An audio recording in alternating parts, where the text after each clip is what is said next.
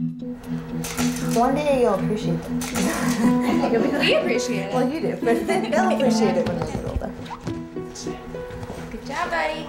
Okay, look at the camera. Oh, perfect. This is so good. Okay. To me, I love photographing people in their own environment because it's like a set. It's like a stage.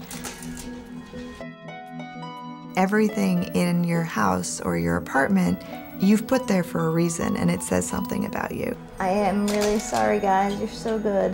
You smiling? My name's Alix Smith. I am an artist, a photographer.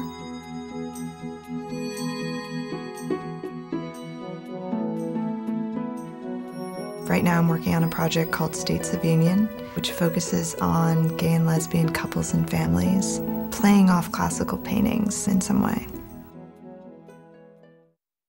I grew up on the Upper East Side of New York. I went to an all-girls Catholic private school. I always felt sort of out of place, which is why photography was so important. When I was coming out, there weren't any positive gay role models out there. Everyone, most of the people in movies either turned out to be straight, died a drug-induced death, or were a victim of hate crime. The unfortunate problem with gay representation is you have extremes. Either everyone is elegant and perfect, or they're sluts and depraved and decadent. What she shows us is normalcy. Everyday people in everyday situations. There was someone who told me a story that their parent had been very conservative. And he said, God, I wish I was just normal. And this idea that he was growing up thinking he wasn't normal, I found it very sad. It's hard growing up in a society where the stereotypes are so prevalent that you begin to believe them yourself.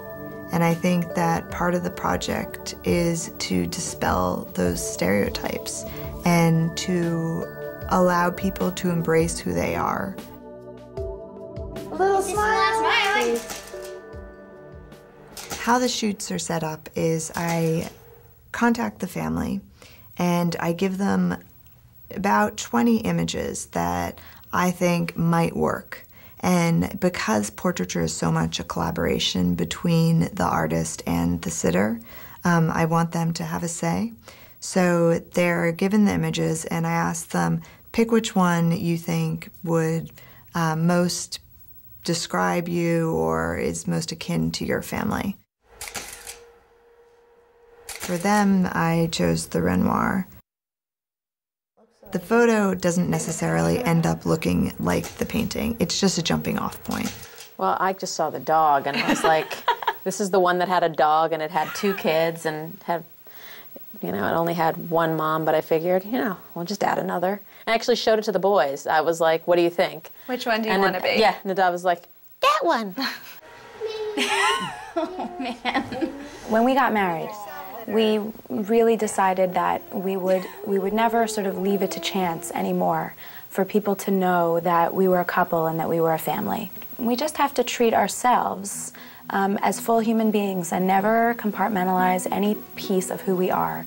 And that's exactly what she's doing. She just is capturing the fullness of what a family can look like. All art is narcissistic, essentially. So you make something because it interests you. So this idea that I was gay, that I didn't really see a lot of images that were like me, and sort of wanting to create those images. I mean, that's where it started from. I think anyone who's going to enjoy these pictures will spend a great deal of time trying to figure out the details, because once you get past the fact that they're supposed to be art, we really only care about the people in the pictures. And we're trying to read their stories. We're trying to see how their stories are similar to our stories. We're a group of people that don't have a visual legacy. And I think it has a lot to do with sort of psychologically how we see ourselves. Because when you open an art history book and you're straight and you can see these images that is sort of defining who you are or what group you fit into. And being gay or lesbian, you don't have those images. So part of the concept is starting off with these paintings, starting off with this language of portraiture, and from there building our own visual legacy.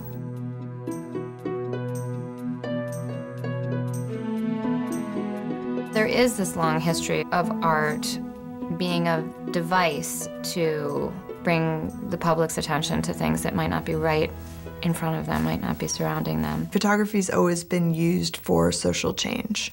I mean, if you look at Dorothea Lange, for instance, the migrant mother image that's so famous, I mean, that image created a whole movement to help those farmers by the government, by volunteers, by donations. Even Annie Leibowitz's image of Demi Moore when she was pregnant, it was the first time you saw a pregnant woman on the cover of a magazine. And at that point, it was something that you covered up, that you were not ashamed of, but you didn't flaunt it. And from there, women started to embrace pregnancy and their bodies, and it changed people's perceptions. It's validating on so many levels, and educating and thought-provoking. So the more people that think, I think that's where change comes from. It's more subversive than the most overtly political work out there, because the message is delivered so quietly and with such a gentle touch that you don't know that that your ideas might have shifted until after the fact. I think photography purpose is basically to catalog, to show you what is there. And her project will be a major cataloging of contemporary gay families. People hate what they don't know, which is why it's really important to show people who they're voting against, or who this body is, who this community is. Because by keeping us in the dark, it just perpetuates the hatred, because if you don't have an image that dispels stereotypes, then those stereotypes grow and grow.